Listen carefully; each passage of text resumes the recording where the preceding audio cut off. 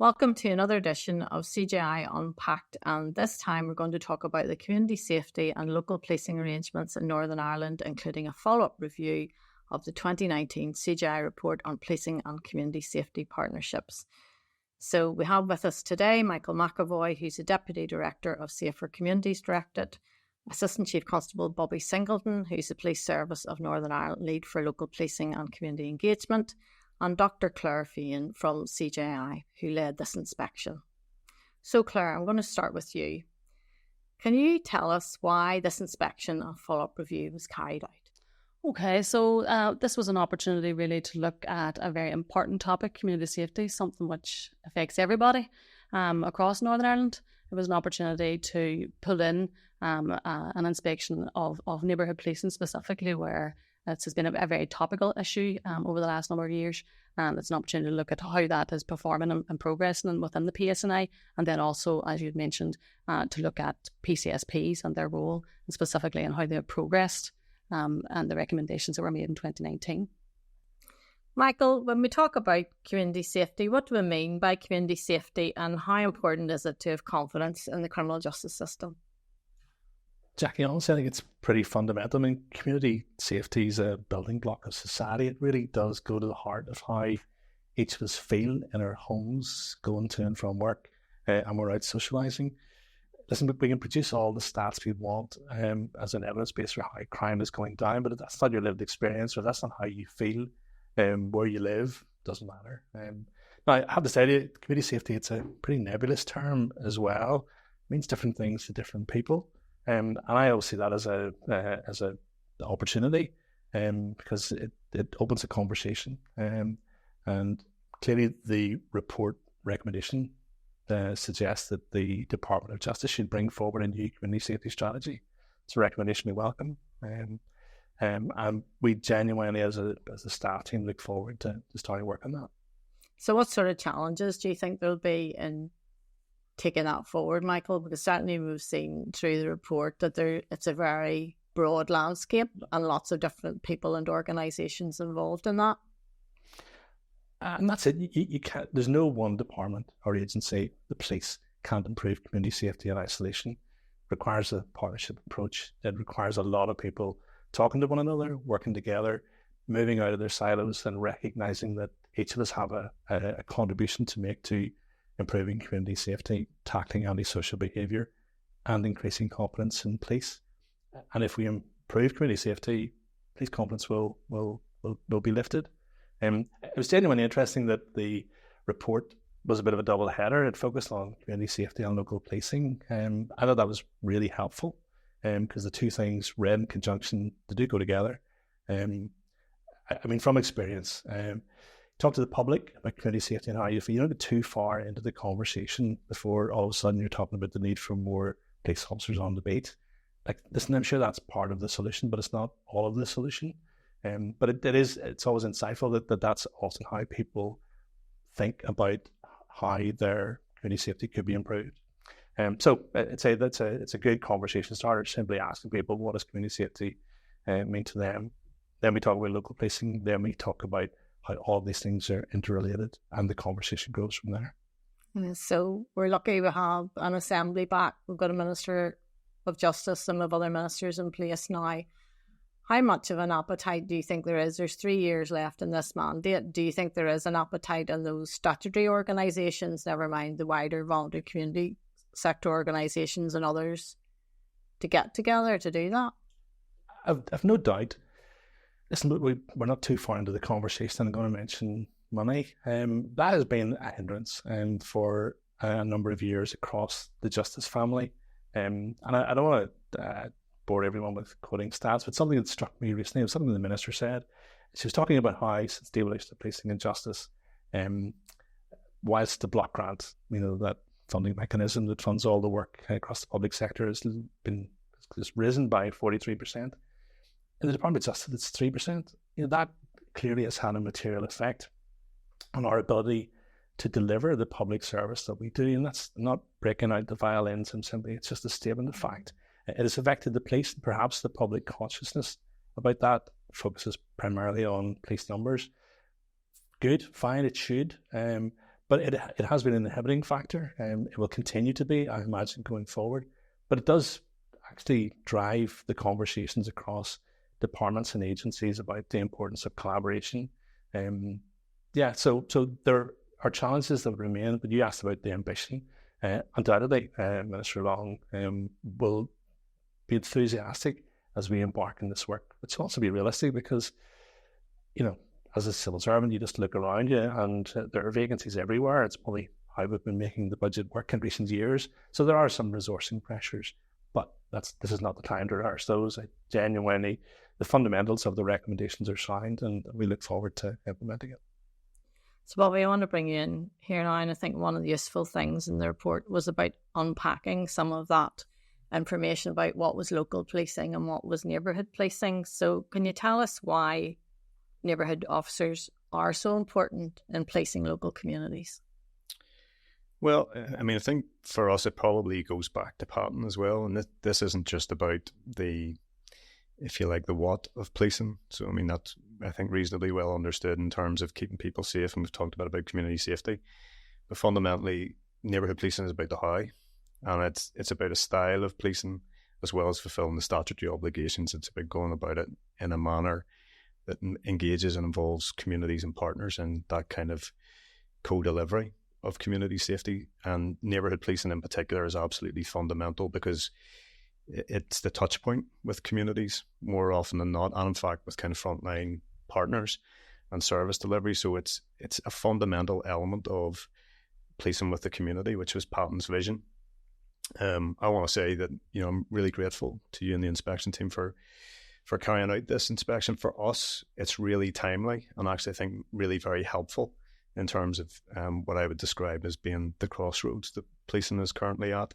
In fact, if we haven't already crossed the crossroads some time ago, we certainly weren't surprised by the findings. And in many ways, actually, as I say, it's helpful because it gives us a bit of an evidence base to understand, let's say, first of all, and importantly, recognise the contribution that neighbourhood officers as individuals and teams have made. I'm really pleased to see that in your comments in particular, but reflecting what the inspection heard from community groups and stakeholders, because it's been a really tough time for officers in policing, and I think to see that recognition, I would hope will re-energise them to some extent.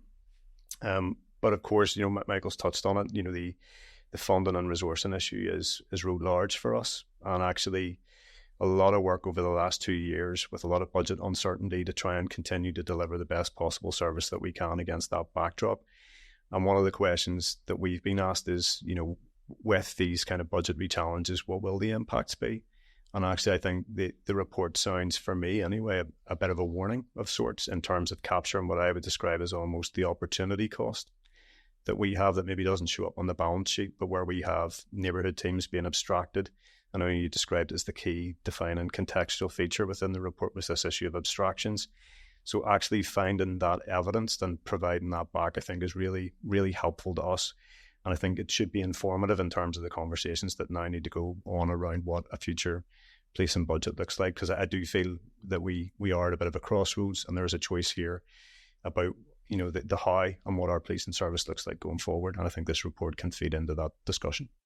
Well, it's maybe not a fair question, but I'll ask it anyway. Have you any sense of where neighbourhood policing will land in terms of agreeing what the priorities are for the next policing budget? Well, to some extent, the budget will determine how much neighbourhood policing we can do alongside other priorities. We want to be a community-based and focused policing service. We want to be delivering policing with the community, but it will come down to what we can afford, collectively as a society to do. We will do what we can to protect the neighbourhood policing function, but you can see evidence, I think, within this report that we are in danger of having neighbourhood policing in name only. Because if neighbourhood policing continues to be a department of everything as we try to fulfill our obligations to provide an efficient policing service, then there will undoubtedly be pressures in terms of the delivery of that. But, I hope that we get a budget settlement that will allow us to strike the right balance in that.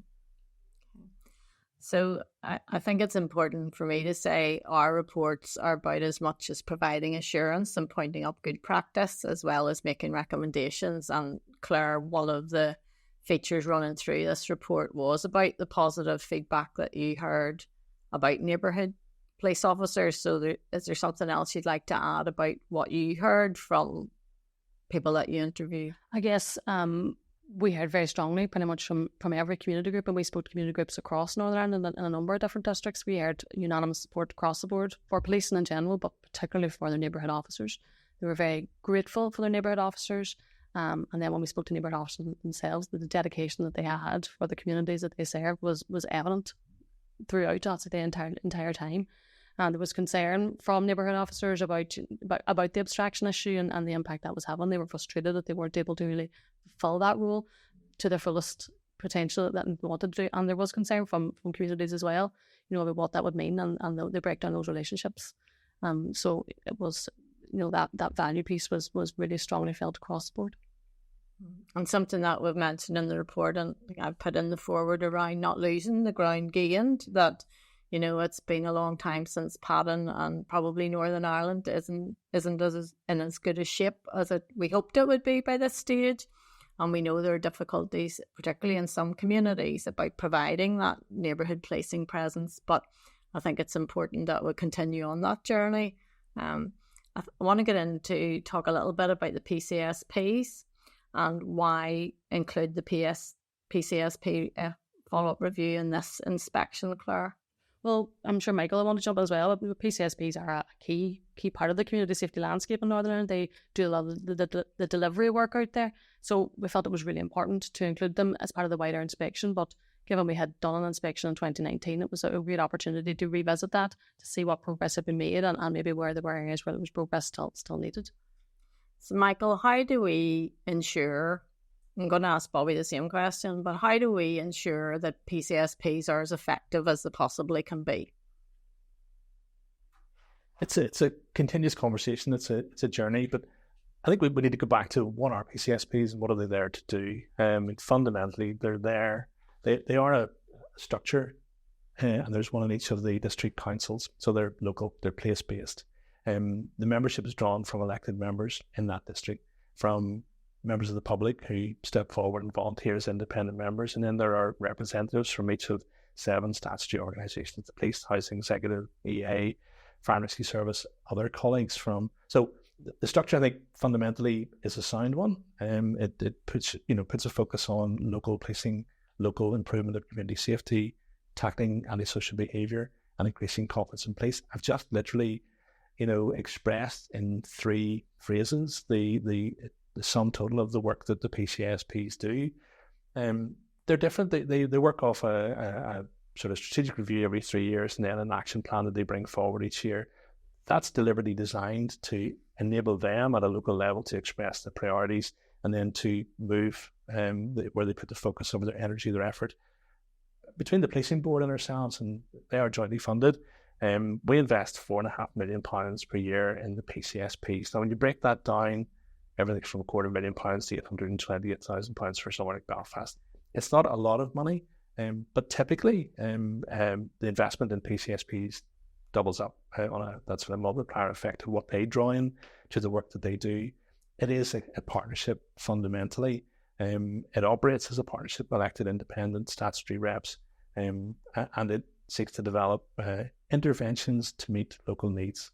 So they really are eyes and ears on the ground. The structure works for us in terms of having a mechanism through we can have a conversation about what the pertinent issues. Crime types change, the focus changes. When we wrote our last community safety strategy, no one was talking about cybercrime. Nobody was talking about vapes or their use as an entry-level drug through the consumption of spice. So things move on, and the PCSPs are that constant for us on a locality basis. Working with the district commander plays a key role in each of the PCSPs, not to diminish the role that other statutory agencies and partners play, but there's a relationship there. And bear in mind that they grew out of the district policing partnerships of a number of years ago, and used to be 26 of those. We had the old council structures. And I think, to be fair, they probably started out with that sort of idea of local people holding the police to account locally. still an element of that, and that's what they're there for, similar to Singleton and the Department of Justice. But it's moved on from that. It is a partnership, it is a collaboration, and it's about finding local solutions to local problems. So I think the structure fundamentally is sound, and how we make them more effective. Listen, we've introduced outcome-based accountability in terms of how we assess the progress of the action plans. At a fundamental level, we would be here all day if I started to cite the best examples that come off the top of my head in terms of the innovation at local level. But fundamentally, it's typically a local response to a particular knotty local problem that stands out. And PCSPs do that year in, year out, and they move and flex. And they're a great testing bed for innovation. Things like support hubs and participatory budgeting, because they're constant, because they have some resource, they can often trial that, tweak that, and community safety warden schemes that exist, and other innovative approaches to meet particular local needs. A focus on issues such as road safety in rural areas sometimes has more prominence than it would in an urban area for obvious reasons. So the local structure, the local action planning format of PCSPs, I think works fundamentally, but it's a constant challenge to keep it fresh and keep it relevant. But there is a challenge in your report around how we measure the effectiveness, which we accept. Yeah. And from a policing perspective, Bobby, what would you? Well, I think it's about collectively continually challenging ourselves just around trying to make sure that we're in particular sharing and kind of co-opting best practice across the partnerships. We've got a massive role to play in that in terms of the kind of internal network that we have between the district commanders. We also work very closely now with the Northern Ireland Policing Board, and one of the things we've introduced in the last couple of years is our problem solving awards. And again, the work of local teams with PCSPs is a really good mechanism for kind of highlighting the really good work, also making sure that it's rewarded and recognised, and you get that platform to try and spread the good practice. The other thing for me, though, is just around challenging the outreach and engagement that takes place through PCSPs. Again, that's something that we've made a significant investment in ourselves, and some of the learning from that, I think we expect now to be cascaded through the districts to support the PCSPs in terms of better outreach to communities, to make sure that they are focused on the genuine issues of local concern and need, and that the responses are developed in conjunction with communities. So yeah, I think there's a more evidence-based approach which can be taken across the board to kind of raise everybody's boats collectively. So you've got a number of recommendations collectively and individually to take forward. So how's that going to happen? Yeah, so we're accepting all of our recommendations. You'll be glad to hear. Again, I think the recommendations were, I think they're proportionate as well to the issues. Sometimes, we would have a concern with inspection bodies that you can end up with unrealistic recommendations, even in terms of affordability. There's nothing in this report that we're not happy to accept. We think they're really common sense steps that we can take in order to improve the 6 areas that you've identified for us. So we have a neighbourhood delivery board, which has been sitting for some time, which has already taken the draft actions and will now seek to address them again within the timescales that have been identified. I don't think there's anything in there in terms of the specifics that's going to be dependent on whatever the financial kind of situation is for police, and I think they're all readily addressable.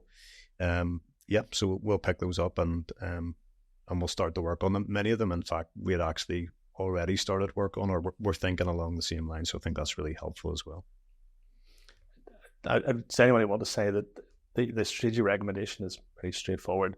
Go and bring forward through co-design, public consultation, a fully fledged community safety strategy. But it's not just that. The report has, in many ways, Jenny has told us how you would like us to do that, and the areas that we should concentrate on, the level of community engagement to ensure that it's grounded in an up-to-date contemporary review of community safety. So that there is a bit of a how-to guide alongside that big recommendation, which we genuinely appreciate, and it's a helpful start.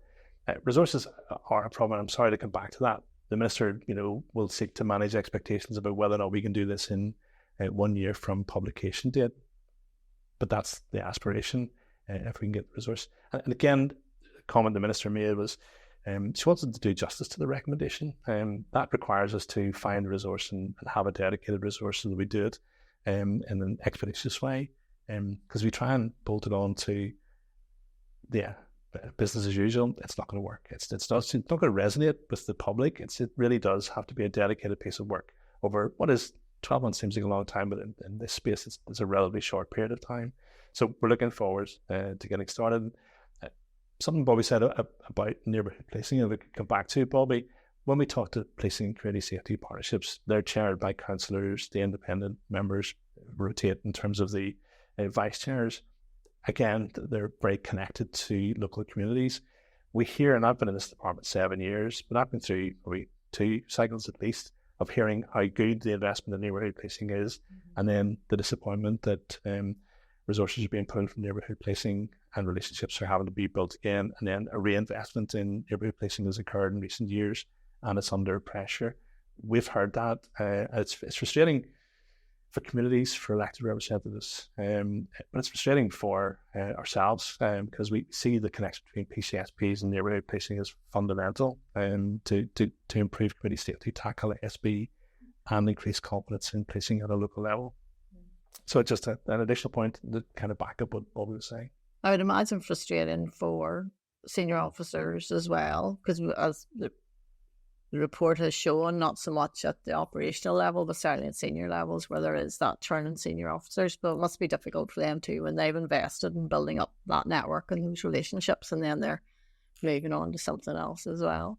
Yeah, I mean, we do now try as much as possible to make sure that we've got effective succession planning, and equally, so when it comes to new appointments, we will always now try and look and put the needs of the community first to try and guarantee some kind of continuity.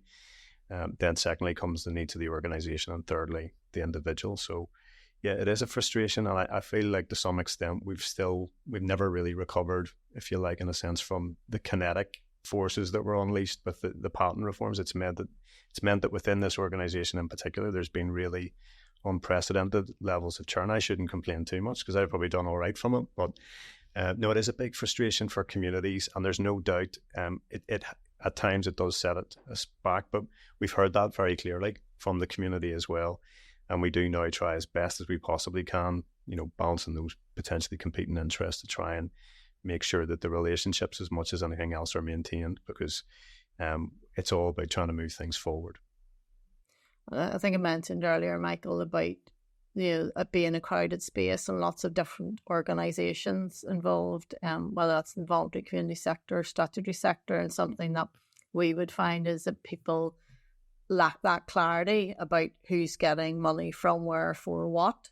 So in a more challenging fiscal environment, then all the more reason is supposed to have a bit more clarity and transparency about where money is going and who's getting it and for what. Well, there's a recommendation in the report about us through the Community Safety Network carrying out a review of the community safety fora that exists out there. That's a really helpful recommendation, and it's again something that we're keen to do, something that we'd started with ASB fora, which have been around for quite a long time, but that space has grown and developed. It's also complicated sometimes. Funding pots created in government departments can drive some of that schism and that duplication shouldn't, because we have a system where we should be identifying displacement and duplication, but it doesn't always work, to be honest. So that's how we've ended up with this crowded field, and part of the analysis that will also inform the community safety strategies, that review of community safety fora. But you reminded me, I've probably worked with you. You've been at 3 different grades since I first came across you. So it's not as hard for me and people in government departments to work with the police. The fact that the district commander in East Antrim moves to be the chief superintendent in Derry Strabane, that's fine, because I've known that person in one role. But at a local level, it drives great frustration, as Claire and others have heard, and you know well. So, well, can I thank you not only for participating today in the podcast, but also to your staff and officers and staff in the department that we've engaged with. And I'm sure, Claire, it's been great to work with you. At this, yeah, strive to work together rather than going off on solo runs. So I appreciate your time. And that's it. I think we're all in the same space. It is about better services and continuous improvement, and it's such an important topic. I've no doubt that we'll be returning to it again in a future inspection programme. The next episode of CJI Unpacked is on the implementation of the Domestic Abuse and Civil Proceedings Act Northern Ireland 2021 and CJI's review report.